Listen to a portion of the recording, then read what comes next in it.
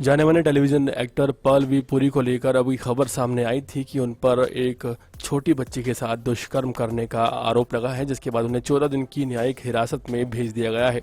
वहीं हाल ही में उनकी तरफ से दूसरी बार जमानत की अर्जी लगाई गई थी, जो कि खारिज कर दी गई है।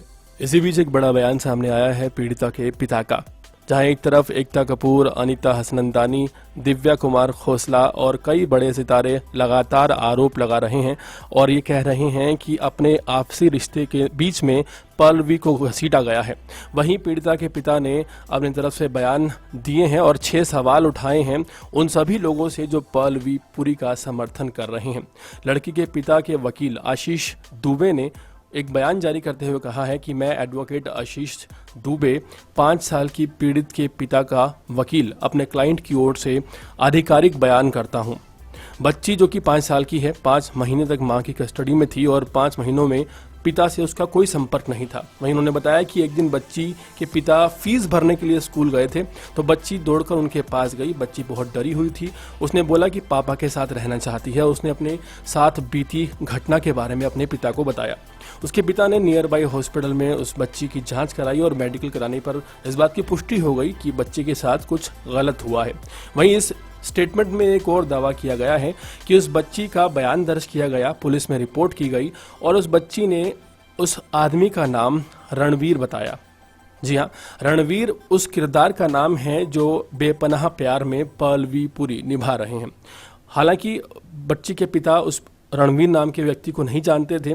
बाद में उन्हें पता चला कि एक किरदार का नाम है और जब बहुत सारे एक्टर्स की फोटोग्राफ दिखाई गई तो पलवी पुरी की फोटो देखकर बच्ची ने ये बयान दिया कि यही वो शख्स है जिसने उसके साथ गलत काम किया है और उस बयान को 164 के तहत मजिस्ट्रेट के सामने भी दर्ज किया गया है।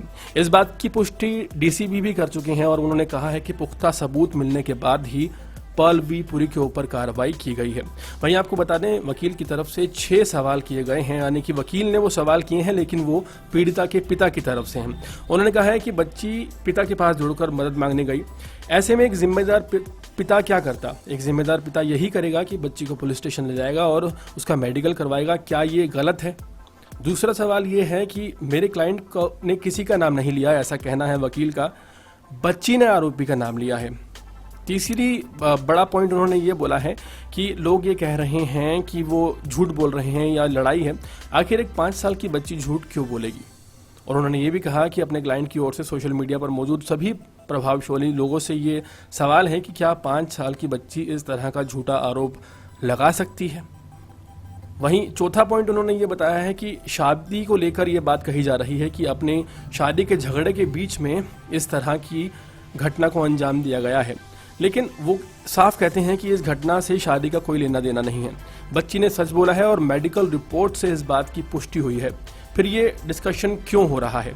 वहीं 5वां ऑप्शन उनका ये है, 5वां सवाल ये है कि डिस्कशन ये होना चाहिए कि 5 साल की बच्चे के साथ छेड़छाड़ हुई है और जिसने ये छेड़छाड़ की है उसे सज़ा मिलनी चाहिए। बाकी ज़्यादा बातें ज़रूरी नहीं है। वहीं छठी बात उन्होंने ये कही है कि अगर कुछ प्रभावशाली लोग एक बच्ची के साथ हुए जघन्य अपराध की शिकायत पर इतनी ज़्यादा नफरत पैदा करेंगे तो फिर अभिभावक यानी कि पेरेंट्स अपने बच्चों के लिए न्याय कैसे मांगेंगे? वहीं आपको बता दें कि उन्होंने लगातार ये कहा है कि मेडिकल रिपोर्ट आने के बाद ही ये मामला दर्ज करवाया गया है और शायद इसीलिए पलवी पुरी की दूसरी बार जो याचिका है वो खारिज कर दी गई है। अब इस पूरे मामले की सुनवाई 15 जून को होगी और तब पता चलेगा कि इस मामले में नया क्या मोड़ आता है। देश और दुनिया की तमाम खबरों से जुड़े रहने के लिए हमारे चैनल को सब्सक्राइब करना बिल्कुल ना भूलें, ताकि आप तक पहुंचता रहे हमारा हर लेटेस्ट अपडेट।